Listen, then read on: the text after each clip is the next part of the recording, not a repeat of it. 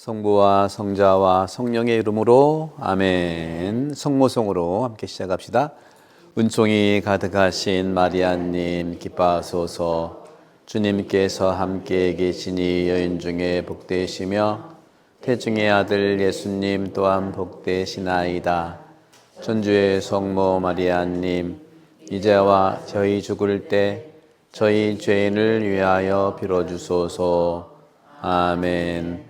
성부와 성자와 성령의 이름으로 아멘.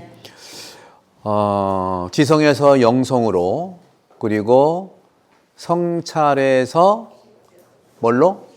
식별로, 그리고 생각에서 마음으로. 또 하나 있어요. 하나 더 업데이트한 것은 관찰에서, 관찰이 이제 중요하잖아요. 관찰로 시작을 해서 이제는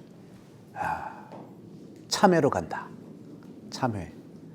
그러니까 정말 영적인 사람과 그다음에 식별하는 사람, 또 마음의 움직임을, 양심이죠, 대로 사는 사람은요 참회를 할 수가 있어요. 참회한다는 건 뭐죠? 참회한다는 것은 내 삶에 대해서 감사하고 기뻐하면서도 더욱 중요한 것은 오늘날 부정적인 것이 아니라 부끄러워하는 줄을 알아야 되는 것을 얘기해요. 부끄러움을 아는 분들은 이미 영성 생활을 하신 분이고, 지성에서 영성으로 살아가는 분이고, 생각에서 마음으로 살아가는 사람이고, 성찰을 시작으로 해서 식별을 통해서 정말 참회의 삶을 살아가는 분임을 알 수가 있는 거죠. 제가 지난 시간에 이어서 이제 말씀드리는 이런 내용 중에서 제가 처음에 이어령 교수의 지성의 영성을 말씀드렸잖아요. 이어령 교수가 말씀하는 지성에서 영성으로의 간략한 요지는 뭐냐면, 그 교수님이 평생 쌓아온 지식, 이성, 그리고 분석적 사고가 삶의 궁극적인 의미, 특히 사랑, 고통, 죽음이라는 실존적 질문 앞에서 아주 무력했다는 걸 고백하는 겁니다. 그 쓸모없다는 게 아니에요. 아주 무력했다는 거죠. 지성이라고 하는 거, 이 이성, 또 생각이라고 하는 것은 대결하고 분석하고 또 판단하고 심지어는 심판하고, 그렇지만 눈물과 사랑 앞에서는 아무 소용이 없었다는 거예요. 저도 로마에서 공부할 때 숱하게 시험 치고 논문하면 디펜스 해야 되고, 또 비판자가 또 따져서 묻고, 또 다녀온 다음에도 제가 여러 논문을 발표하면은 또 발제자가 되면 또 비평가가 있어가지고 그 논문에 대해서 신랄하게 비평을 해요. 발전을 위해서는 비평이 필요하죠. 근데 기분 되게 나빠. 기분 정말 되게. 그리고 그 비평이 우리 알거든요. 완벽한 논문은 없어요. 그리고 어떤 분들은 로마에서 공부를 할 때 내가 이 논문, 그동안 논문서 다 틀려서 내가 최고야, 이렇게 오만해질 수가 있더라고요. 그러니까 서양의 이런 구조가, 발전은 이뤘는데 그러니까 성장은 이뤘는데 과연 성숙함까지 갈까 하는 거예요. 성숙함은 오직 영성으로 갈 수밖에 없는 거거든요. 그래서 영성으로 전환한다는 것은 믿음과 사랑의 체험을 한다는 겁니다. 이어령 교수님이 이렇게 지성에서 영성으로 가는 그 간략한 그런 삶 속에서의 그 어떤 그 다리 역할을 하는 게 누구냐면 딸이에요. 이민아 목사.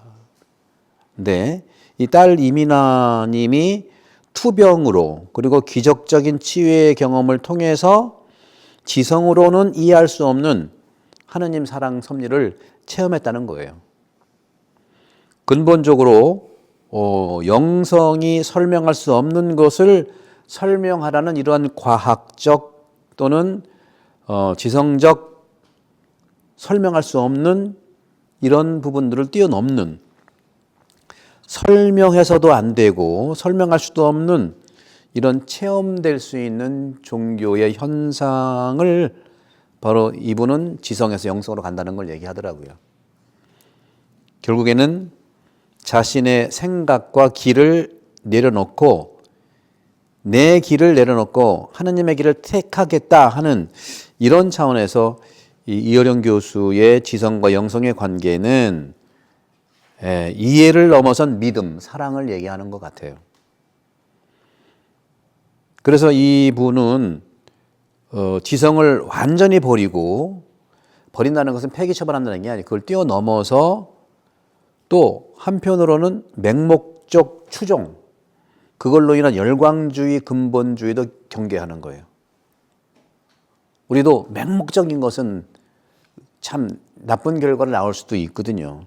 그것이 저는 이제 늘 말씀드리는 열정이라는 열정. 열정은요, 좋은 것도 아니고 나쁜 것도 아니에요. 그런데 거기에 열정이 잘못된 이성이 들어가면 완전히 마귀가 되는 겁니다. 왜? 우리 그런 경험 많아요. 아, 저 사람 열심히 하잖아. 겉으로만 보는 거거든요. 그거 뭐 부정하라는 게 아니라, 그런 점에서 그리스도교는 이성과 지성을 부정하는 게 결코 아닙니다. 또 영성도요, 지성이 있어야 알아듣는 거예요. 그런데 이 이성과 지성을 넘어서서 다시 말하면 영성의 계단으로 올라갈 때 아름다운 학문 내지는 삶이 되는 거죠. 그래서 이런 부분들이 이어령 교수의 지성에서 영성이란다면 제가 말씀드린 T.S. 엘리엇은 또 달라요. T.S. 엘리엇 같은 경우에는 이분이 작가고 또 시인이고 하지만 이분이 근본적으로 시가 본래 호메로스 시도 그렇고요. 시가 상당히 시가 신의 언어예요, 사실은. 정교하게 쓰고 삶에서 뽑아내고 하는 거기 때문에 그래서 T.S. 엘리엇과 또 차이점이 이어령 교수랑 있는데 바로 T.S. 엘리엇 그 사람은 20세기 초중반에 전쟁, 1차 세계대전, 2차 세계대전 문명의 파편화가 됐던 그런 어려움들. 이어령 교수는 20세기 후반, 21세기 초의 한국의 이러한 그 여러 가지 아까 말씀드렸던 영적인 갈증, 또 우리가 잘 살아보세요 하면서 허리띠를 졸라매면서 우리의 마음과 우리 영혼을 다 이렇게 포기했거든요. 전진 앞으로 잘 살아보세요. 우리의 마음과 영혼을 다 포기한 거예요. 그러니까 지금 그 결과로 잘 살기는 하지만 또 문제가 엄청 많아요. 그런 걸 지적하는 거예요. 탈근대화, 세속의 가속화, 물질주의, 그리고 경쟁주의, 최고만 우리가 추구하는 거, 이런 거죠. 그런 점에서 저는 이거를 막 문제를 드러내가 틀렸다 그런 걸 얘기하는 것이 아니라 저는 기본적으로 모든 예수님의 가르침을 바탕으로 하기 때문에 과거에 또 이런 거 잘못을 분석은 하지만 비판하지 않습니다. 이제 대안만 제시하면 되는 대안. 중요한 것은 차선, 그러니까 최선을 얘기하자면 최선이 없으면 차선. 차선이 안 되면 3선. 3선이 안 되면 4선. 4선이 안 되면 5선. 대답 좀 해봐요. 나는 뭐 기계고 여러분들은 그냥 듣는 기계가 아니잖아요. 그죠? 소통을 좀 해보면. 그런 것이 중요하다는 거죠. 경쟁하지 말고 그러면 다 알아요. 아, 저게 좋겠다 하는 거 다 동의하는 거죠. 그래서 그 T.S. 엘리엇 같은 경우에는 그러니까 이어령 교수 같은 경우에는 체험적인 믿음과 사랑 이렇게 살아가자는 거죠. 그러니까 지성을 넘어서는 영성의 확보를 얘기하는데 T.S. 엘리엇 같은 경우에는 실천적 훈련이 중요해요. 어떤 거? 실천적 훈련. 어떤 거? 생각에서 마음으로 가는 걸 얘기해요. 그러니까 지성에서 영성은 우리 이어령 교수의 표현이라면 T.S. 엘리엇은 생각에서 마음으로 가자는 겁니다. 그동안 그 그리스도교의 기도는요, 전부 생각 기도예요. 특히 가톨릭의 기도는요, 모든 게 의식 기도예요. 성모성도 그렇죠. 정말 아름다운 기도거든요. 주님의 기도도 그렇고요. 짧은 기도지만 그 속을 들여다보면 엄청난 보화들이 있는 의식하지 않고서는 기도할 수가 없어요.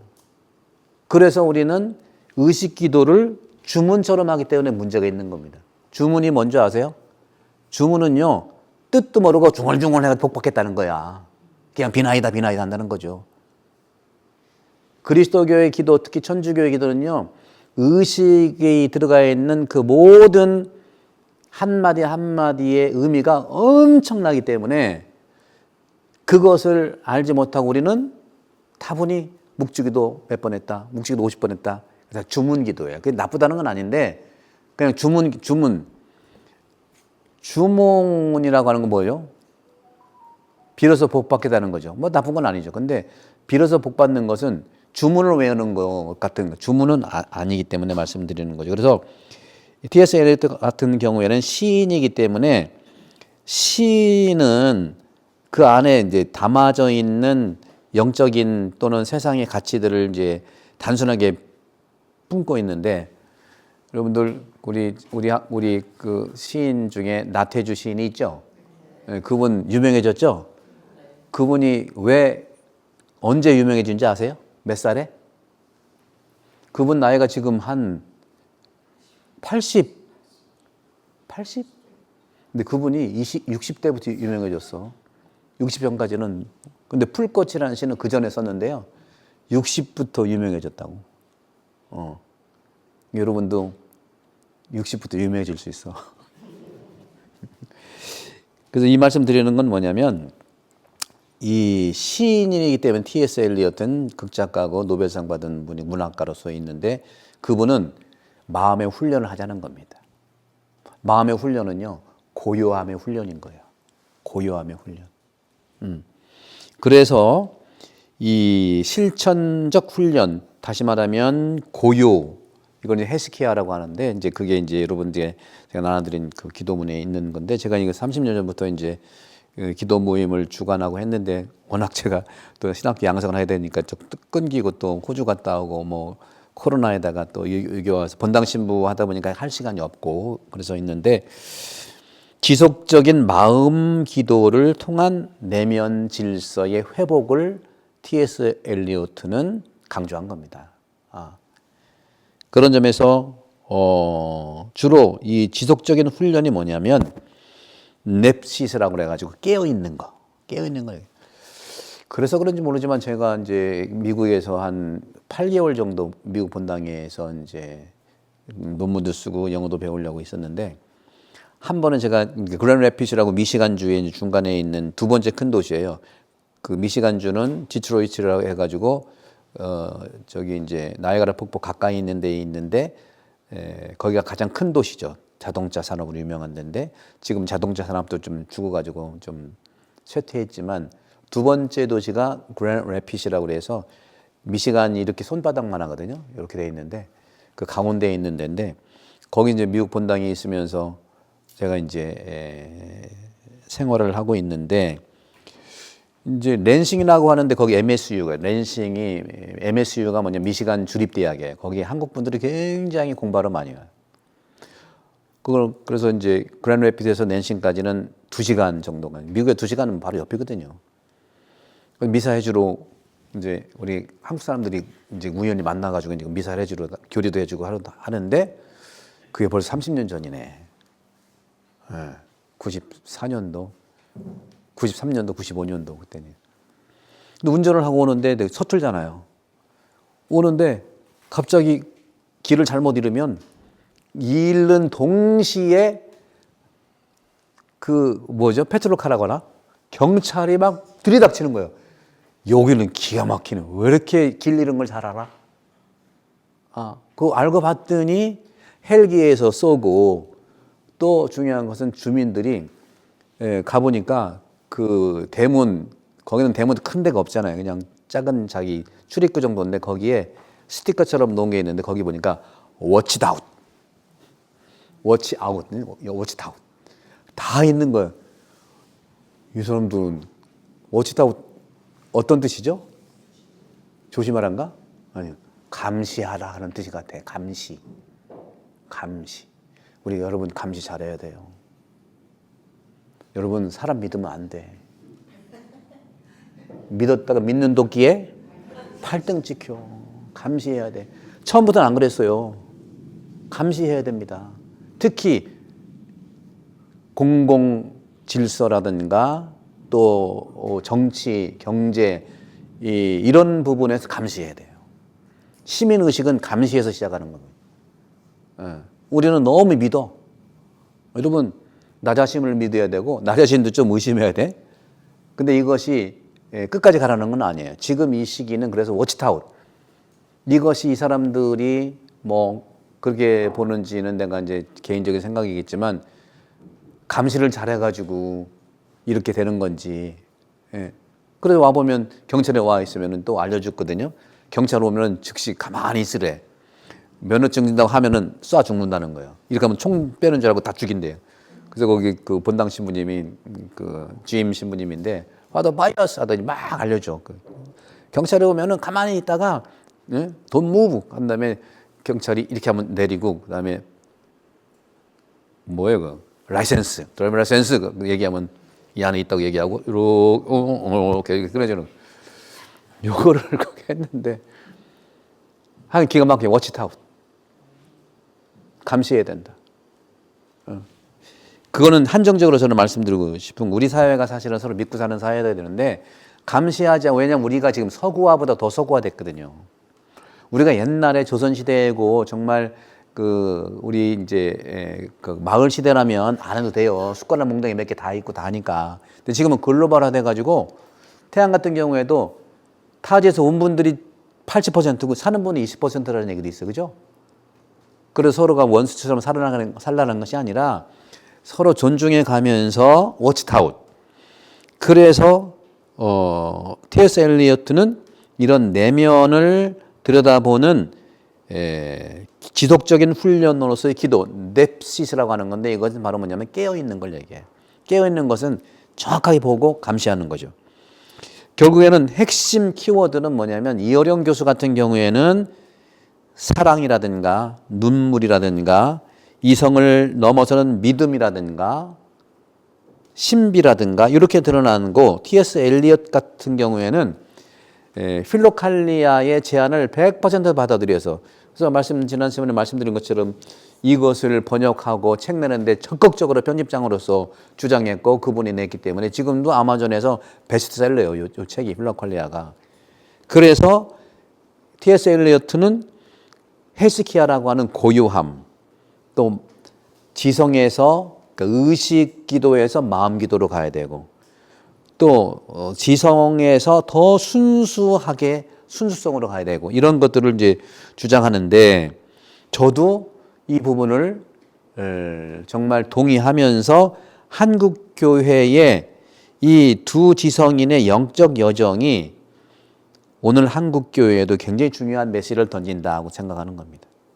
왜냐하면 저도 이제 예수님도 계시고 첫 번째 천년에 많은 영성 작가들이 있잖아요. 우리는 이제 그걸 교부라고 그래요. 교부. 또 교부인데 영성 작품을 만든 영성 저자들이고 영성 작가들입니다.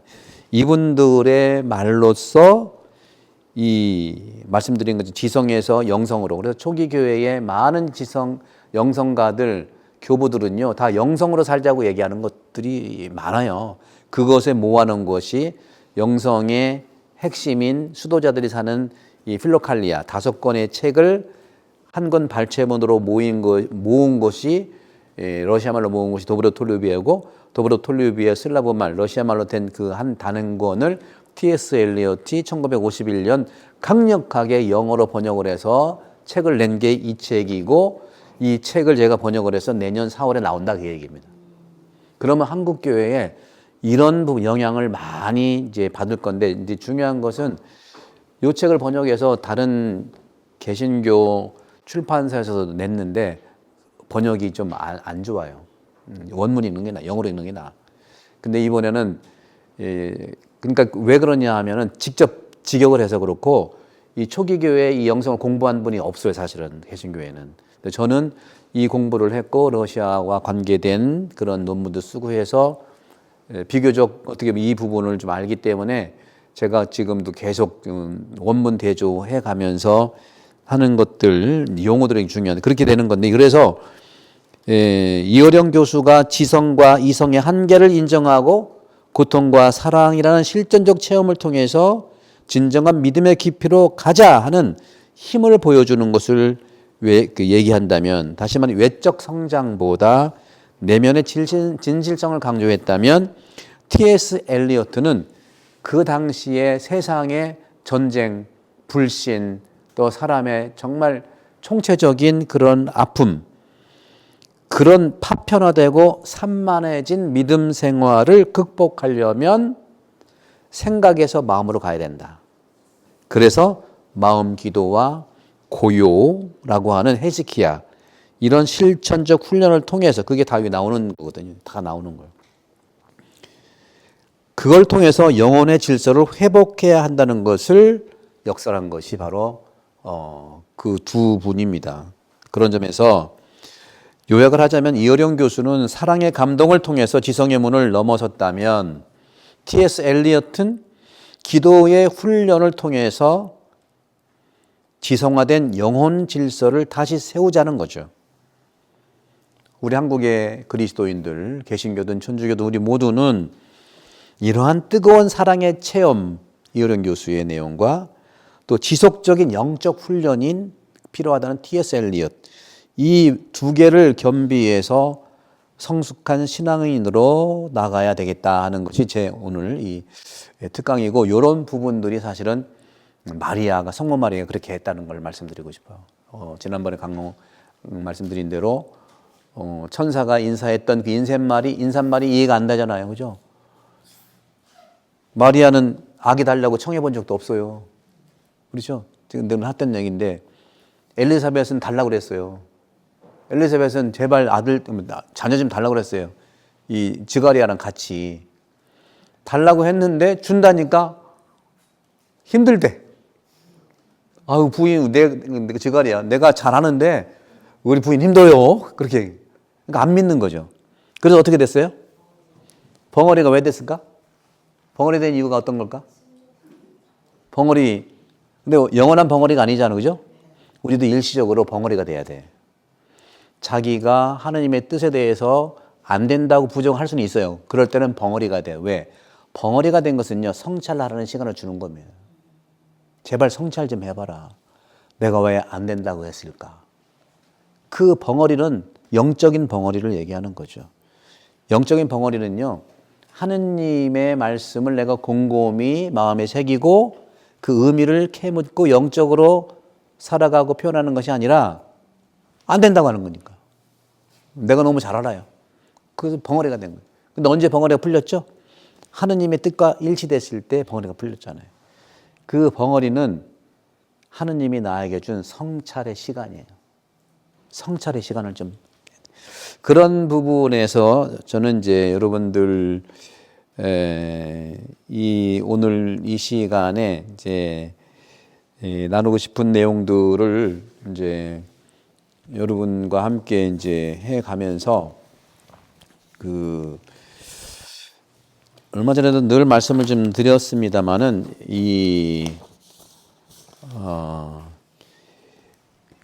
영성에서 지성으로, 그리고 생각에서 마음으로, 그 다음에 성찰에서 식별로. 여기서 성찰은 말씀드린 대로 자세히 들여다보는 걸 얘기해요. 대충 보지 말고, 내 시대로 보지 말고 자세히 나를 들여다보는 건데, 늘 말씀드렸어요. 성찰은 자신을 자세히 들여다보는 관찰이에요. 관찰. 우리가 관찰 못하지는 않아요. 남은 그렇게 잘 보는 나를 잘 못 봐. 나를 자세히 보자는 건데, 나를 자세히 보자는 건 뭐냐면 하느님이 나한테 말씀하실 때, 또 남편이 나한테 얘기했을 때, 사랑하는 친구가 나한테 얘기했을 때, 이거 몇 번 얘기하는 거예요. 내가 하는 내 반응이 나야. 내 반응. 저는 거기에 한 가지 얘기했잖아요. 누차 말씀드렸어요. 요즘엔 우리 본당 모르겠어요. 여러분들 주변에 그런 말을 잘 하지 않나? 그게 아니라. 전 그 전 말 좀 하지 말자고 그랬잖아요. 그리고 이게 이제 커피면은 커피 마셔. 이 맛은 어제 먹은 커피 맛하고 틀리네. 틀리고 뭘 틀려? 다르지. 요런 거. 아주 사소한 것 같지만 굉장히 중요한 말입니다. 틀리다는 말, 그 다음에 그게 아니라는 말, 이것만 안 해도 돼. 어디서부터 생겼는지 그게. 그 다음에 모르는데요. 저는 모르는데요. 모른다는 말만 안 해도 자기 셀프 가스라이팅이 안 될 거라. 진짜 모르면은 한 번 더 내가 마리아처럼 곰곰이 생각해보는 시간을 갖겠습니다 하면 되잖아요. 근데 모른다는 말을 자신 있게 해.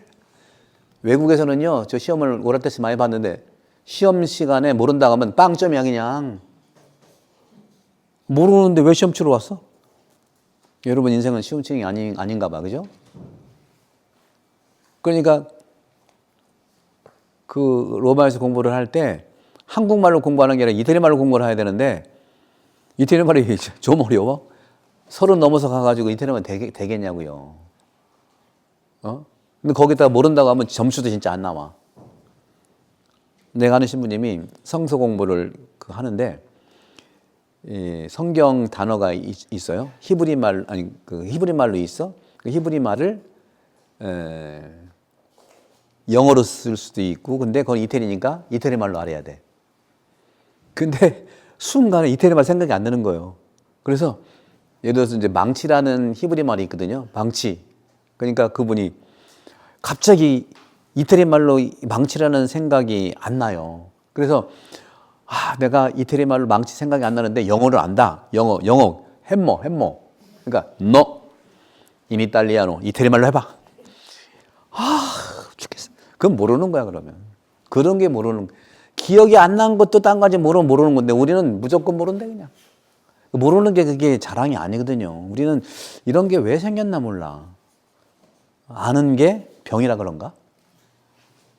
그런 점에서 우리가 내가 하는 말투가 나예요, 여러분들. 내가 하는 말투가 나라는 거죠. 그러니까 다른 사람 볼 것도 없이 나만 들여다보고 내 반응을 보라는 거죠. 밥 먹을 때 예를 들어 짭짭거리면 짭짭거리는 게 나다 이거야. 근데 왜 짭짭거리냐? 밥이 맛있으니까 그렇지. 그런 거지 뭐. 판단하지 말고 뭐 이런 거.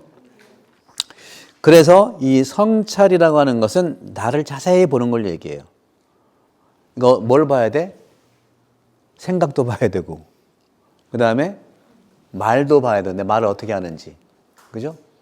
되게 생각은요, 아까 말씀드린 대로 가만히 있으면 처음에 걱정하다가 부정적인 생각을 하게 돼 있어요. 그래서 말을 잘 보고 행동도 보고 이렇게 하는 건데, 그럼 식별이라는 게 뭐냐? 그러니까 성찰에서 식별로 가는데 성찰이 자세히 나를 관찰하는 건데, 식별은 아까 뭐라고 그랬죠? 아까 좀 뭐라고 그랬죠? 기준을 가지고 들여다보는 건데 그 기준을 가지고 들여다봐서 어떻게 하는 거예요? 바로 그게 식별은 이유는 기준을 가지고 들여다봐서 선택하기 위해서야. 선택을 하시면 돼. 그 자기 선택에 책임을 지면 되는 거거든요. 그래서 제가 몇 달 전에 조금 화가 났던 게 뭐냐면 요한복음 공부를 한다니까 한 80명이 막 약속했는데 이제 40명밖에 안 와. 그러니까 여기에 나는 정말 내가 이상한 사람인지 보통 그러는 건데 아니 본인이 선택했잖아. 응답했잖아. 근데 반이나 안 와. 내가 이상한 사람이야? 그 사람이 이상한 사람이야? 근데 약속 옮기지도 모르겠어. 말도 안 해. 나한테 말도 안 해. 그럼 그냥 안 나와. 아픈 사람이 40명이나 될까? 내가 너무 막 예민한가요? 사실 몸은 제가 예민하긴 해. 저거 몸은. 내가 너무 피곤하면요 금방 몸이 표현이 나고 또 쉬면 또 금방 또 회복이 돼. 그래서 이걸 먹으면 회복 탄력성은 있는데 이런 겁니다. 그러니까 내가 그러니까 나는 딴 건 아닌데 약속 어긴 것에 대해서 굉장히 내가 좀 그런 예민한 게 있어요. 그러니까 여러분들 알아서 하세요. 딴 뜻은 없어. 약속이 딴 겁니까? 약속이 구약이고 신약이 약속인 거야. 저 그래서 그런 것 같아. 이게 어떻게 보면 직업병이야. 직업병. 여러분도 우리는 쉽게 이렇게 하지 말고 정말 심사숙고해서 아니 딴 것도 아니고 요한복음 이렇게 해가지고 신청서 내라고 하고 강요한 것도 아니고 하나는 80명이다가 너무 기뻤는데 보니까 40명이 차라리 하지를 말지. 그러니까 어떤 분은 그래요. 용기를 주려. 신부님 여기 태안본당에 40명 오고 무진장 온 거예요. 서울은요 40명도 안 와요. 그런데 내가 알 게 뭐야. 위로를 주려고 하는데 감사드리는데 아주 그런 거예요. 그래서 저도 이렇게 성격이 이렇지는 않은데 성격이 이상하게 되더라고. 화나고 막 이런 게 좀 있어요. 약속을 안 지키면 그래. 그래서 식별은 뭐라고요? 선택이에요. 그러니까 그렇게 쓰고 나눈 사람은 식별을 못하고 안 하고 그냥 대강대강 살 수 있는 분들 중에 한 명일 수도 있어요, 저는. 그러니까 나한테만 그런 게 모든 게 그래. 근데 한국은 그게 아주 뭐예요? 허용심이 많아. 허용. 톨러런스라고 할까? 톨러런스는 똘라랑스라고 불란서 말인데 불란서 사람들이 똘레랑스가 많다고 그러잖아요. 관용, 허용. 그런 점에서도 저는 이렇게 이제 보면서 이거를 잘 하려면 워치다웃. 잘 감시하라. 누굴 감시해? 나 스스로를 잘 감시할 필요가 있다. 이걸 관찰이라고 이제 볼 수 있고, 특히 정치권에서는요, 우리 시민 정치가 저는 정치 얘기하는 게 아니고요. 최고의 정치는 최고의 예술이잖아요. 왜? 정치가 우리 인간의 삶을 아주 직접적으로 관여하잖아요. 잘 살게 하고 못 살게 하고 그러잖아요. 그런데 우리가 어떻게 관여를 안 합니까? 신앙은 예수님은요, 너무 깊숙이 관여하다가 돌아가셨어. 거기에 결정적으로 보게 되면 두 개의 사건 때문에 돌아가셨거든요. 평소의 말도 이 바리사이라든가 또는 종교 지도자라든가 뭐 빌라도, 헤로데. 사실 빌라도는 사실 관심이 없었어요. 왜? 빌라도의 관심은 제발 이 조그만 이스라엘의 유대 땅의 총독에서 저 중앙무대로 진출하고 싶은 사람이에요. 그러니까 저 중앙무대로 가고 싶은 정치인인데 문제 안 생기면 좋잖아. 근데 문제가 생기니까 아주 귀찮은 거예요. 또 한 가지는 인생의 걸림돌은 빌라도한테 두 명이야. 예수님하고 또 하나는 자기 엄마. 자기 엄마가 도움이 안 돼. 자기 엄마는 지금 저 중앙무대에 그 로마의 그 중앙무대 중앙 정치권에서 소위 얘기하면은 그 왕이 있는 궁궐에서 청소부거든. 청소부. 그러니까 자기 출세에 도움이 안 된 두 분을 너무 저주하는 거야. 그 표현이 잘 나와 있는 게 사회부군에서예요. 맞나? 맞을 거예요. 사회부군에서라는 엔도 슈샤크가 그 글을 썼는데, 엔도 슈샤크는요 가톨릭 작가하고 프랑스에서 공부했고, 당연히 엔도 슈샤크 가톨릭 작가니까 도스토옙스키하고 톨스토이를 너무 잘하는 분이에요. 영향도 많이 받아서 저는 보는 거죠. 그런 점에서 우리가 이런 그 내용을 성찰과 식별만 잘하면 소설 읽는 것도 잘 읽어요, 여러분들.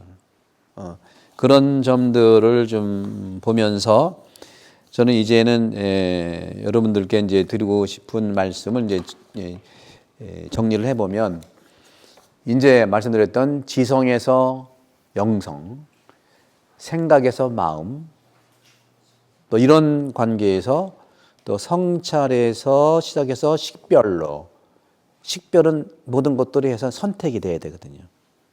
그래서 기본적인 것은 우리가 이제 대림 특강이고 대림식이니까 대림 성탄을 잘 찾아 나서는 분이 5인방이 있어요. 하나는 업그레이드 해야죠. 5인방. 5인방이 누구라 그랬죠? 세례자 요한. 세례자 요한의 엄마 아빠가 누구죠? 스가리아하고 엘리사벳. 그다음에 예수님은 이제 성탄 주인공이니까 빼고 이분의 엄마 아빠가 누구죠? 마리아하고 요셉. 5인방. 5인방이 제가 볼 때는 성찰 식별을 너무너무 자기 식대로 하느님 뜻 안에서 잘 이뤘던 분들이에요. 세례자 요한은요, 어떤 삶을 살았느냐. 성찰과 식별을 통해서 자기 정화를 뛰어넘어서 그 세례자 요한의 핵심, 우리 대림절의 의미는, 그러니까 생각에서 마음으로 가는 핵심은 뭐냐면 자기 정화를 뛰어넘어서 세상 정화까지 간 분입니다. 자기 고통을 스스로 받아들여. 자기 고통은 뭐예요? 음식도 탄수화물 먹지 않고, 그 다음에 메뚜기 하고 꿀 먹으면서 고단백 먹지만, 옷도 무스탕 입었잖아요. 무스탕. 그죠? 낙타토로.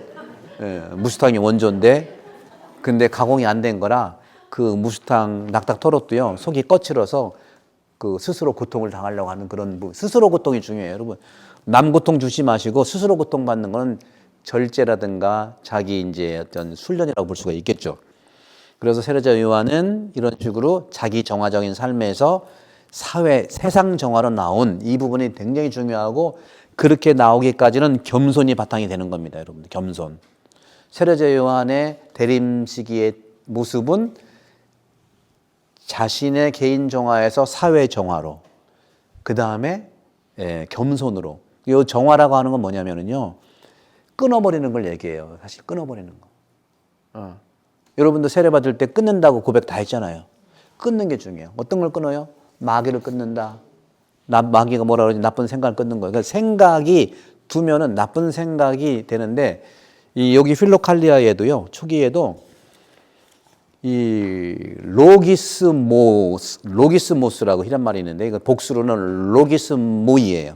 이거는 뭐냐면은 그냥 정념이라고도 표현이 되지만 그냥 나쁜 생각이에요. 나쁜 악습이에요. 그래서 나쁜 생각을 끊는 건데 그것이 세례식 때 들어와서 마귀를 끊어버립니까? 하고 묻는 겁니다. 여러분 끊는다고 했어요. 그죠? 끊는다면 끊어야 되는 거잖아요. 세례자 요한처럼 끊어야 돼. 그러니까 세례자 요한이 세례 운동을 시킨 게 뭐냐면 세례자 요한이 세례를 주면서 내 죄를 고백하고 끊는 거죠. 고백하고 자기 죄를 끊고 돌아서서 세례를 물속에 들어갔다 나오면 용서받고 구원받는다는 거예요. 이게 대박을 내가지고 그 당시에 많은 사람들이 요르단강 와가지고 세례자 요한한테 자기 죄를 고백하고 끊고 죄악을 끊고 세례 받는 사람이 엄청 많이 온 거예요. 근데 세례자 요한이 아주 독설가거든. 그렇게 죄를 끊고 세례 받겠다 오는 사람들한테 또 한 번 상처 같은 상처를 준 거예요. 이 독사의 자식들아. 너희 징벌이, 그러니까 너는 죄를 무서워서 자기 고백을 한 게 아니라 징벌이 무서워서 너 고백하러 오는 거잖아. 이렇게 얘기하는 거예요. 회개하라고 하는 걸 얘기하는 거예요. 어떻거나 우리는 나쁜 생각을 끊어야 돼. 이게 이제 중요한 부분이고 짧게 나가요. 두 번째로 이제 엄마하고 아버지 같이 몽땅거려서 얘기를 할게요. 엄마 아버지 스가랴하고 엘리사벳은 뭐냐? 자녀가 없어 청하긴 했는데 믿음이 우리처럼 없다고 하고 약했어요. 믿음이 없고 약했어요. 그러다 보니까 이 스가랴는 의심이 있었어요. 의심이 있었다고. 의심과 그다음에 이제 마리아는 같이 보면은 마리아는 자녀를 달라고 한 적이 없어요. 하느님이 선택해서 이 가브리엘 천사가 와가지고 은총이 가득하시니 기뻐하여라 하면서 아들을 낳을 테니 이름을 예수라 하고 쭉 얘기해. 근데 마리아는 의심을 한 게 아니라 어떻게 했다고 그랬어요? 질문인데 의문을 가졌다는 거지. 의문. 여러분 의문은 갖는 건 괜찮은데 의심을 하지 마세요. 특히 누구한테? 본당 신부가 얘기할 때. 농담인 거 아시죠? 본당 신부가 하느님의 뜻을 얘기할 때 의문은 갖는 게 좋은데 의심은 하지 말라고. 신부님 저런 거 아니야? 뭐 이렇게. 그럼 여러분 손해야. 또 이렇게 강도 제가 쑥스럽네 너무. 그래서 믿음 없이 의심을 해서 받은 형벌이 스가랴는 벙어리였다는 거죠. 그것이 바로 성찰의 시간을 선물로 줬다고 생각하시면 돼요. 여러분도 조금 어려움이 있을 때는 이 시간이 성찰의 시간이구나 하는 생각을 하시면 좋겠고, 그런 점에서 우리도 말 그대로 말씀드렸던 것을 하면 되고, 마리아는 뭐냐? 마리아는 이 대림 특강에서 생각에서 마음으로 가는 쪽은 뭐냐면 생각으로는 전혀 이해가 안 가. 내가 자녀 달라고 한 것도 아닌데 주겠다는 거예요. 그리고 가브리엘 천사가 인사하는 게 이상하잖아요. 너무나 아름다우신 마리아니 뭐 이러면서 그 인사말이 어떻다고 그랬어요? 이해가 안 갔다고 그랬잖아. 당황했잖아요. 그래서 그런 생각이 있었어요. 그런 생각을 어떻게 했어요? 마음에 간직해서 어떻게 곰곰이 들여다봤다. 생각해봐. 성찰을 했다는 거죠. 결국에는 뭐예요? 받아들임이 마리아의 대림 영성의 핵심이에요. 받아들인다는 거. 이해가 안 되지만 받아들이는 거. 그러니까 상대방이 나랑 동등한 친구의 이야기를 받아들이는 것도 어려울 수 있어요. 당연히. 또 세상의 이런 그 받아들임을 어려울 수 있어요. 근데 여러분들, 자기 죄도 아닌데 사람의 죄를 받아들이는 십자가는 쉬울까? 예수님도 항상 말씀드리지만 질문을 그 마리아가 질문을 하는 거, 전 처녀인데요. 그 대화가 너무 중요해요. 대화가 중요해요. 그래서 늘 말씀드리지만 부부간도 그렇고 또 잘 아는 사람도 그렇고 대화가 단절됐다고 하는 것은 그것은 서로가 관계가 끊어졌다는 얘기예요. 그 관계가 끊어졌다는 얘기는 뭐냐면 기본적으로 마귀가 원하는 일이에요. 마귀는요 항상 하느님과 관계가 떨어지는 걸 좋아하고 늘 좋은 일 하는 걸 자꾸 방해하는 거니까. 그래서 마리아가 자꾸 질문을 저는 처녀인데 어떻게 됩니까? 그럼 성령으로 그런 거다 얘기했더니 이해를 못하는 거죠. 이해를 못해도 여러분들 끊임없이 대화가 중요해요. 그러니까 대화의 목적은 그래서 이해가 아니라 대화야 그냥. 여러분 사랑의 목적이 뭐예요? 그냥 사랑이잖아. 숨을 쉬는 목적이 뭐예요? 생명이잖아. 그죠? 숨은 생명의 의미가 있는 거예요. 그러니까 우리는 가장 기본적인 것이 숨 쉬는 것은 그냥 숨이 목적인 거고요. 자유도 마찬가지야. 자유도요. 그냥 목적이 있는 게 자유는 목적이 있으면 무진장이기 힘들어. 자유도 목적이 없는 자유가 목적인 거예요. 사랑도 마찬가지야. 사랑도 그냥 목적이 그냥 사랑인 거예요. 수단이 들어가 가지고 변질시킬 수 없어요. 이런 모든 것들이 숨과 똑같은 거죠. 이런 부분에서 그런 숨이나 자유나 사랑이나 이런 모든 대화나 이런 것들이 바로 받아들인다는 겁니다. 마리아는 그게 받아들이는 거예요. 이게 바로 대림영성의 핵심이고 이 여령 교수도 받아들이는 거예요. 자기 그 딸 죽음을 받아들이잖아요. 아픔을 받아들이잖아요. 예수님도 십자가를 받아들이잖아요. 근데 중요한 처음부터 받아들인 게 아니에요. 처음에는 그 십자가를 다시 말씀드리면 이건 맨날 했던 얘기 너무 중요하니까 말씀드리는 거예요. 고통을 해결할 수 있는 그 비법을 가지고 있는 종교는 하나도 없어요. 여러분 고통을 해결해 줄 때가 오십시오. 무진장할 거야. 고통을 해결할 수 있는 비법은 딱 한 가지예요. 그냥 받아들이는 거예요. 고통을 이겨낼 수 있는 비법은 그냥 받아들이는 거예요. 문제는 뭐라고 그랬죠? 고통의 원인이 되는 불의를 받아들여서 문제인 거예요. 불의는 받아들이면 안 돼요. 예수님이 십자가를 받아들였는데 처음부터 받아들인 게 아니라 불의한 거에 대해서 계속 얘기했잖아요. 성전 정화가 불의에 대해서 얘기한 거고 또 안식일 날 사랑을 행위를 실천한 것이 하지 말라고 하니까 그것도 계속 하는 거고요. 기본적으로 사랑이라는 것을 위해서 자유라는 것을 위해서 숨이라는 걸 위해서 우리는 기본적으로 그것을 반대하는 불의는 거부해야 되는 거죠. 그게 바로 두 번째로 말씀드리면 처음에 받아들임이고 두 번째 같은 경우에는 바로 이것이 바로 방어라고 얘기할 수 있고 방어하고 그 다음에는 뭐예요? 저항도 해야 되고요. 그 다음에 공격도 해야 되는 거예요.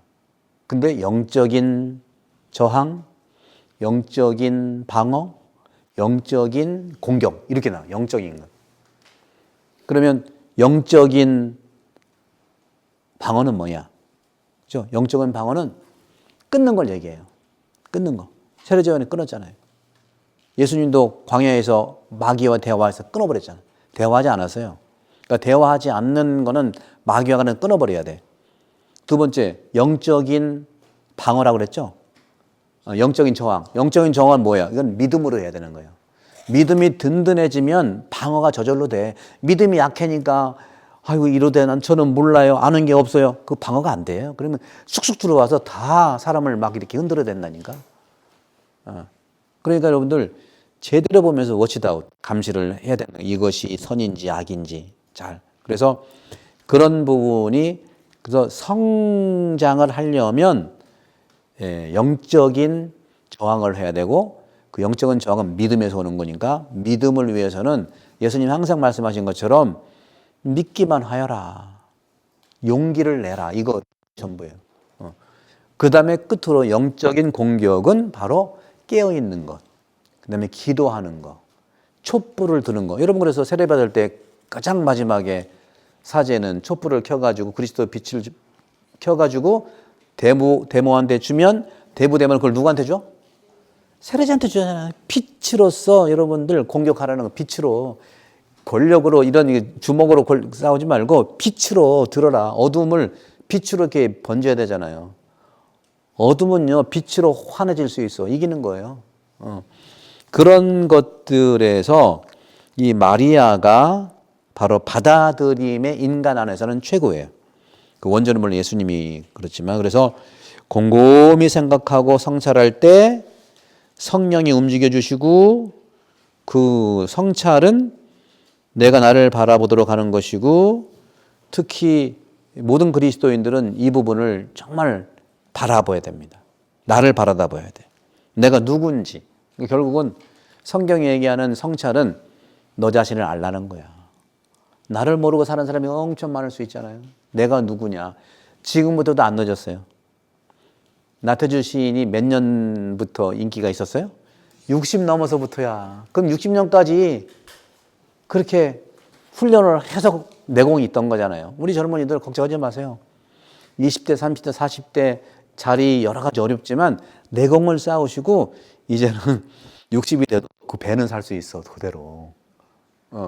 재수 없으면 120년, 150년 살아. 그러니까 내공을 지금부터 하시는 게 중요하다. 여기 계시는 분은 앞으로 산 것보다 살 날이 더 많어. 몇 배가 더 많으니까 그렇게 이제 보시고 내가 누군지를 알기 위해서 마리아처럼 성찰하고 내 언어를 보고 내 반응을 보고 하자는 거죠. 그런 점에서 성찰은 한마디로 식별은 한마디로 성찰 한마디로는 내 반응이다. 내 반응이 바로 나다. 내 반응이 바로 성찰이다. 그렇게 이제 보시면 되겠습니다. 그래서 이제 그런 부분들을 보시고 이제 시간이 이제 거의 다 된 것 같으니까 특별히 이제 오늘 여러분들께 지성에서 영성으로 이제 어느 뜻인지 알겠죠, 그죠? 그 다음에 생각에서 마음으로 알겠죠. 그래서 여기서 이제 구체적으로 생각을 이겨내는 팁이 있어요. 생각을 이겨내는 거. 다시 말해 생각을 쫓아내는 방법이 있어요. 요거를 이제 결론적으로 한 얼마 정도 말씀을 드리고 이번 대림 특강을 좀 마무리하겠는데 이런 생각을 쫓아내는 방법을 사신 분이 마리아가 그런 거거든요. 이해가 안 되는 인사말 이해가 안 되는 생각이 있었잖아요. 그걸 잘 마음에서 두면서 쫓아냈던 방법들도 있고 또 많은 영성가들이 그런 삶을 살았거든요. 그래서 첫 번째로 생각을 쫓아내는 방법은요. 첫 번째 하느님이 생각을 쫓아내주지 않으면 내 스스로 생각은 불가능해요. 그랬잖아요. 가브리엘 천사가 하느님 안에는 뭐가 없다? 하느님 안에는 뭐가 없다? 불가능이 없다 그랬잖아요. 하느님 안에서는 불가능이 없는 거예요. 하느님 안에서 불가능이 없는 거예요. 그러니까 여러분들 믿음이 업 하다가 하느님 안에서는 가능하네요. 이렇게 하셔도 돼요. 그 다음에 생각이 떠오를 때마다 주 예수님께 자주 다가가세요. 그 생각은 좋은 생각이면 너무 좋지만 안 좋은 생각이 난다 할 때는 주 예수님께 자주 가십시오. 그리고 울부짖으세요. 내 생각을 물리쳐 달라고. 예수님의 이름으로. 그 다음에 기도로 인해서 생긴 마음의 따뜻함이 있거든요. 기도를 하면 그 나쁜 생각이 들 때는요. 기도를 하면 따뜻함이 생긴다니까. 따뜻함이 생기면 그 따뜻함의 생각이 온기가 생각을 밀어낸다고. 왜냐면 여러분도 여기 온기가 이렇게 있는데 따뜻한 공기는 올라가요, 내려가요? 올라가잖아요. 위로 쭉 올려보낼 수 있으니까. 나쁜 생각은요, 차가운 생각이거든요. 쭉 밀어낼 수 있어요. 그래서 오직 순수하고 이런 식으로 내 생각을 비우고 또 완전하게 주님 뜻대로 내 마음을 들여다보고 사는 사람이 생각으로부터 안전하게 된다. 안전하게 된다. 그리고 마음이 무너지지 않고 또 마음 안에서든 밖에서든 안전할 수 있다 하는 말씀을 좀 드리고 싶고, 그런 점에서 이제 생각에서 마음으로 가는데 마음을 집중하는 방법이 있어요. 마음을 집중하는 방법은 뭐냐면 너무 여러분들 기도할 때 이제 자연스럽게 이제 이건 다음 시간에라도 저 시간을 내서 충분히 할 텐데, 앞으로 이제 우리가 성령 기도를 한다면 이 기도를 하는 게 훨씬 중요해요. 그 한국에서 하는 성령 기도회는요, 수입품 미국산이야. 미국에서 와가지고 70년대에 개신교에 와서 굉장히 심령 대부흥회를 가지고 엄청 시끄러웠어요. 막 있는 사람 쓰러뜨리고 막 그 얼마 전에 쇼트에도 나왔대 막 샥 쓰러뜨리는 거 막 마이크 잡고 막 그 표제고 막 조명 번쩍번쩍 하고 쇼거든요. 미제가 좋은 것도 있는데 안 좋은 것도 있어. 그렇게 70년대, 80년대 막 하더니 그게 80년대 중반쯤에서 카톨릭으로 온 거예요. 그러더니 그게 이제 초기에는 정말 저도 이제 6년 동안 사목장 하면서 한 3년 성령 봉사의 지도진을 했거든요. 대전교회. 돌아가신 경감년 주교님께서 그런 말을 하셨어요. 저한테 개인적으로 사목장인데, 거기 사목장 그 신학자가 한번 그 성령 지도에 그 지도 좀 해봐. 그래서 알겠습니다. 그러면 제가 그때 신학교에서 성령론도 강의했었고 그리스도론 삼위일체론 하기 때문에 주교님도 그렇게 정리를 해보고 싶은 거예요. 그러니까 아까 얘기했던 그런 마술적인 주술적인 부분들 없애라 그거예요. 주술적인 부분들은요, 그게 미신이에요, 미신이라. 소위 얘기하는 뭐 예를 들어서 최면술 같은 그런 그런 부분들인데, 초기 교회 때 단순간에 그 초기 교회 때도요, 우리 고린도전서 여러분 12장, 13장, 14장 보세요. 12, 13, 14. 아주 이게 은사의 다양성을 얘기했는데, 고린도전서 12장, 13장, 14장에서 잘 알고 있는 13장이 뭐예요? 뭐에 대한 이야기죠? 사랑에 대한 얘기잖아. 사랑에 대한 이야기인데 전에는 은사하고 성령의 열매들 얘기가 양쪽에 있고 가운데 사랑 이야기 뭐냐? 은사 중에 은사는 사랑이라는 걸 얘기하는 거예요. 사랑이 없는 은사는 그것은 아무 소용이 없다고 하는 것이죠. 그래서 그런 점에서 우리는 누구도 스스로 내 마음을 붙잡을 수 없어요. 왜? 성령만이 마음을 붙잡을 수 있다는 거죠. 마음은 스스로 붙잡을 수 없는 거예요. 마음은 스스로 여기서 말씀드리는 마음은 뭐냐면 감정을 얘기합니다. 아까 초기 얘기했던 지성에서 영성으로, 생각에서 마음은, 이 마음은 영이에요. 영이에요. 그래서 우리 한국 사람들이 말하는 마음이 불편해, 그 소리는 영이 불편해, 그렇게 알아들어야 돼요. 그리고 나는 내 마음대로 할 거야. 그 내 마음들은 내 식대로 내가 원하는 대로 한다는 게 아니라 내 안에는 영의 뜻대로 한다는 뜻입니다. 본래는 그런 거예요. 근데 이게 와전되고 요즘에 뭐 마음의 그 뭐 심리학 뭐 하다 보니까 감정이 아니에요. 감정을 얘기하는 거예요. 여기서는 성령의 감정을 잘 다독거려 주는 거지, 감정은요 스스로를 붙잡을 수 없어요. 왜? 감정은 왔다 갔다 하는 거예요. 원래 생각도 뭐예요? 왔다 갔다 하는 거죠. 그래서 영혼을 잘 돌봐야 돼.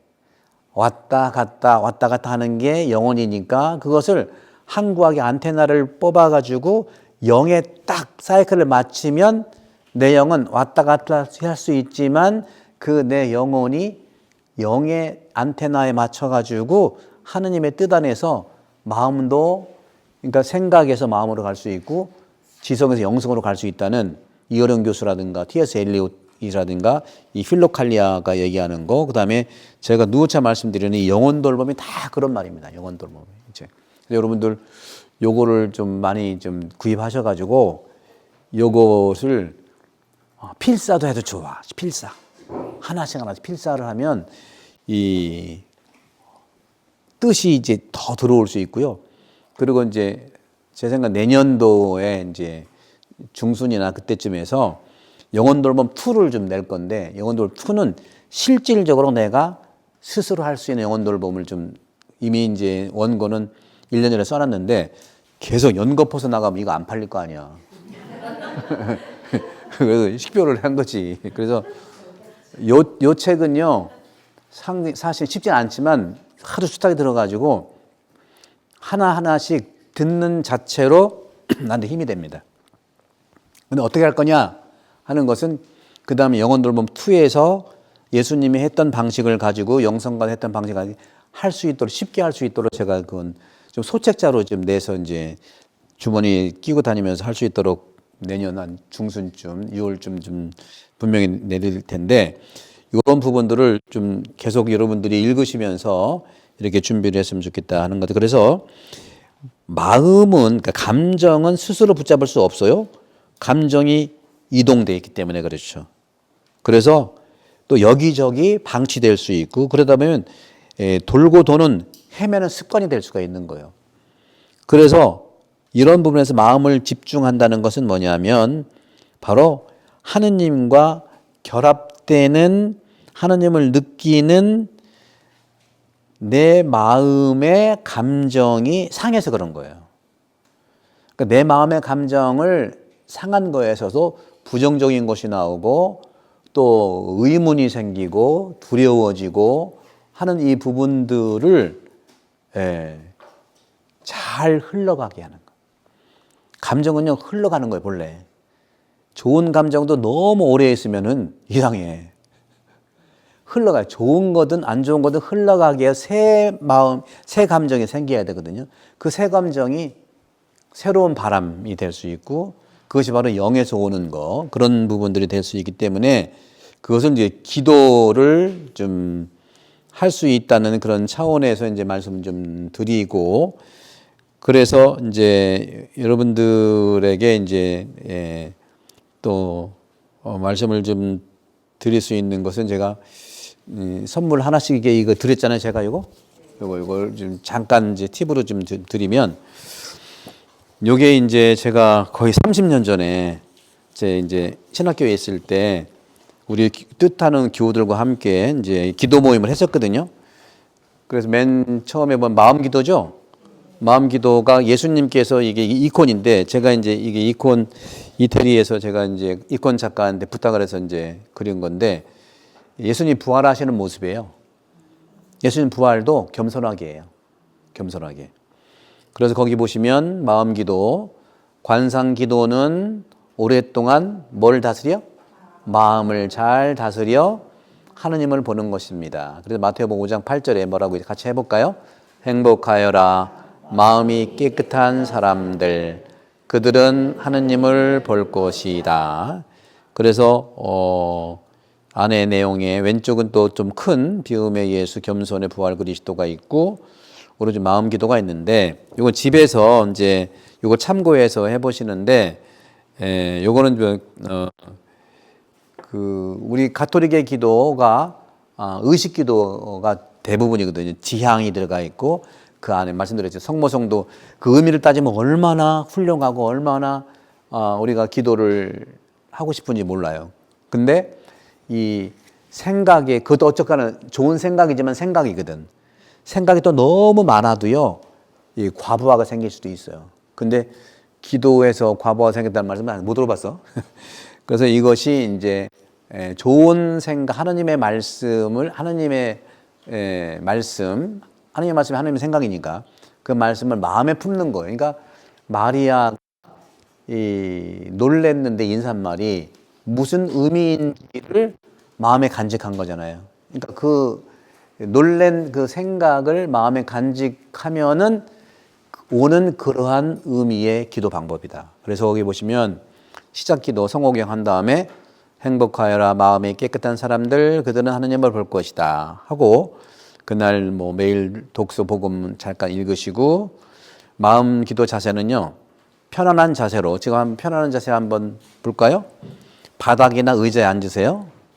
그렇게 하고, 이 등을 떼는 게 좋은데, 등을 떼라고 하면은 이제 이게 어려우니까 어떻게 하냐면, 거기 나와 있는 대로 두 번째, 회음부가 바닥에 닿도록 엉덩이를 약간 뒤로 한다. 이렇게. 그러면 이게 세워지게 돼 있어요. 이렇게 세워지게 돼 있어요. 등은 똑바로 펴되 어깨 힘은 뺀다. 그죠?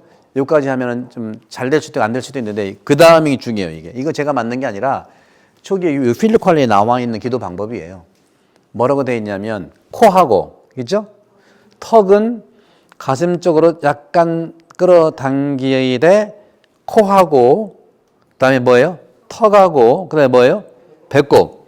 이걸 일직선으로 하는데 이때 웃음이 나와요. 배꼽은요, 지금 배꼽이 아니라 본래 있었던 배꼽. 배 안 나왔을 때.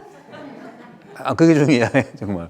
그죠? 배꼽 이것이 뭐 이렇게 되니까 안 되고, 본래 자기가 태어났을 때, 응애했을 때 이렇게 돼 있거든요. 그래서 이렇게 코하고 턱하고 본래의 배꼽 위치에 이렇게 하면은 일직선이 돼요. 이게 기도하는, 이게 이제 요가도 이렇게 하는 것 같아, 이게. 근데 이제 모르겠고, 그래서 턱은 가슴 쪽으로 약간 당겨, 코, 턱, 배꼽이 일직선이 되도록 하고, 양손은 손바닥 위에 이렇게 놓든지, 아니면 모으든지 해도 괜찮습니다. 이렇게 놓든지 모으든지, 손가락 약간 모아 앞쪽, 무릎 앞쪽에 모은다. 아니면 또 가운데 모을 수 있어요. 그렇게 한 다음에 이 예수 기도를 제가 이제 필립 컬리에 나온 예수 기도를 이제 우리 한국 사람이 할 수 있도록 쉽게 말씀을 한 건데 뭐냐면, 일단 자기 호흡이 하는 게 중요해요. 자기 호흡으로 편안히 들숨은 코로 하고요. 날숨은 입으로 하는 거예요. 들숨은 코로, 날숨은 입으로. 가볍게 이 기도하기 전에 10회 정도 하시면 좋아. 한번 해볼까요? 천천히 코로 들숨, 날숨은 입으로, 자기 호흡으로.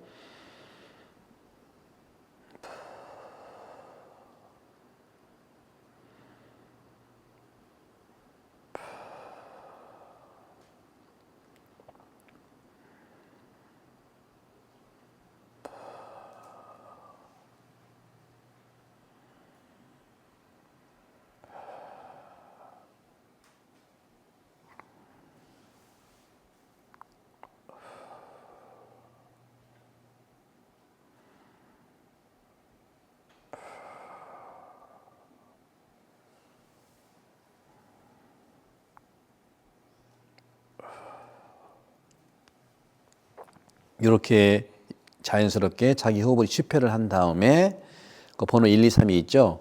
1, 2, 3 중에 한 가지 선택하시면 됩니다. 그러니까 들숨하고 날숨하면서 들어가서 그러니까 들숨을 한 3, 4초 하시고 날숨을 한 4, 5, 6초 하시면 돼요.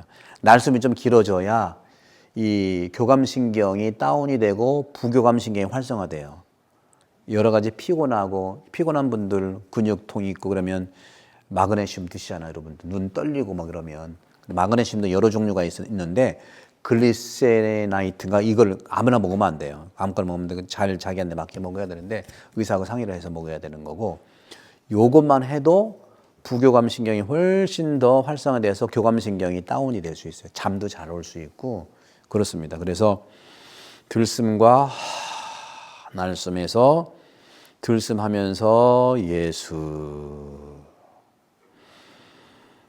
자비, 예수, 자비, 자기 호흡으로. 그래서 들숨은 3, 4초, 날숨은 6초, 7초 이렇게 호흡대로 할 수 있고요. 또는 예수 마음이니까 예수 마음, 그러면 하면 이 주파가 몸을 이렇게 좀 떨려서 풀어줘요. 불교에서도 음마니 밤매 뭐 이러잖아요. 이게 종교학적으로 몸을 활성화시켜 주는 거예요. 근데 기존의 성령대에서 막 시끄럽고 막 얼짱먹고 하면은 그 당시에는 치유가 된 것 같아. 근데 나오면 또 도진다니까. 그래서 우리도 그렇잖아요. 운동 격렬하게 하면은요, 이게 뭐죠? 뭐가 생긴다고 그래? 아드레날린, 뭐 도파민이 생겨가지고 저도 운동을 하고 나면 깨우래. 그게 비슷한 거예요. 막 뛰고 막 성령 부르고 그러면 몸은 그렇게 되게 돼 있어요. 기도를 해도 생기고 막 뛰어도 생기는 거예요. 근데 제가 독일에서도 교우들하고 성령 기도회 가봤고 이태리도 마찬가지고 미국은 안 가봤어요. 안 가봤는데 거기는 이렇게 요란하지 않아요. 조용히 해요. 독일 가톨릭, 이태리 거기 성령 기도회 저도 갔었거든요. 한국만 그래. 왜 그런지 아세요? 한국이? 미국에 수입했고 수입한 게 개신교에서 천주교에서 불교로 안 갈까? 모르겠네. 그래서 이 기도가 성령 안에서 내가 평온해지고 마음이 그렇게 되면은 맨 뒤쪽 보세요. 맨 뒤쪽 보면은 마음 기도는 여러분들 요 이콘을 놓으시면 돼요. 이콘을 성경도 놓고 이콘 놓고 이콘만 바라봐도 마음이 안정이 돼. 이렇게 놓고 거기 키워드 몇 개 있죠. 어떤 거예요? 고요, 말씀, 마음, 숨, 몸으로 어떻게 한다고요? 주님과 대화하는 겁니다. 그렇게 되어 있는 거죠. 요 정도만 말씀드리고 다음에 또 기회가 되면은 또 사순 특강도 할 수 있거든요. 그때 보시고 밑에 있는 카페 모임은 이거는 30년이 아닌 거 이건 X 하시면 돼. 이렇게 하겠습니다. 여러분들 오전에도 하셨고 50분도 1시간 정도인데 여러분 어떠셨습니까? 물론 좋았다고 하겠지만 어떤 점이 좋았을까요? 혹시 몇 분 나눌 수 있을까? 예? 예, 묵비권을 인정하겠습니다. 여러분 한국 사람들은요 말 표현이 없기 때문에 마음 기도가 저절로 되는 거예요. 예, 그게 있어요. 예. 저는 그러니까 어떻게 보면은 한국 분들은요 태생적으로 말 표현을 아꼈기 때문에 마음 기도가 저절로 되는 경향이 있어서 표현을 많이 해야 돼요. 말 많이 해야 돼. 표현 못하면은 여기 있잖아요. 대화가 중요하잖아요. 근데 서양 사람들은요 말을 얼마나 하는지 몰라. 기따갑게 얘기해. 예. 그래서 서양 사람들이 불교를 좋아하는 거예요. 왜? 그게 마음 기도 비슷한 거거든. 말을 너무 많이 하니까 침잠해서 내 안에 나를 바라보고 싶은 거예요. 그러니까 유럽은 불교를 너무 좋아하고 한국은 개신교가 너무 그것을 좋아해요. 왜? 말을 막 하니까 막. 근데 천주교는 이쪽 중간이라 네, 좀 조용한 부분이 있는데 그러니까 여러분들 이 초기 교회 때부터 해서 이것은 2차 받은 공의에서 이제는 동방서방의 그런 영성 구별이 없습니다. 2차 받은 공의의 이후로 우리가 이렇게 조화를 이룰 수 있는 부분이니까 오늘 대림 특강을 위해서 하셨던 제목을 한번 다시 말씀드리면 지성에서 영성으로, 생각에서 마음으로, 성찰에서 식별로, 그다음에 관찰에서 선택으로 이 모든 것이 참회를 향한 부분들이 있다. 참회는 기뻐하고 부끄러워하는 것에 대한 적절한 조화를 얘기한다는 말씀드리고 그 모델에 당연히 예수님인데 예수님은 우리가 성탄을 이제 맞이하는 기다리고 예수님을 몸에 품고 기다렸던 마리아야말로 마음 기도의 모델이기도 하고 지금 예수님 지금 어디 있죠? 엄마 뱃속에 있잖아. 엄마 뱃속에 있으니까 성모님을 품고 여러분도 이번 성탄 잘 준비하고 찾으시고 은혜로운 대림시가 되기를 바라겠습니다. 주님께서 여러분과 함께 전능하신 천주 성부와 성자와 성령께서는 우리 모두에게 강복하소서. 아멘. 성부와 성자와 성령의 이름으로 아멘. 감사합니다.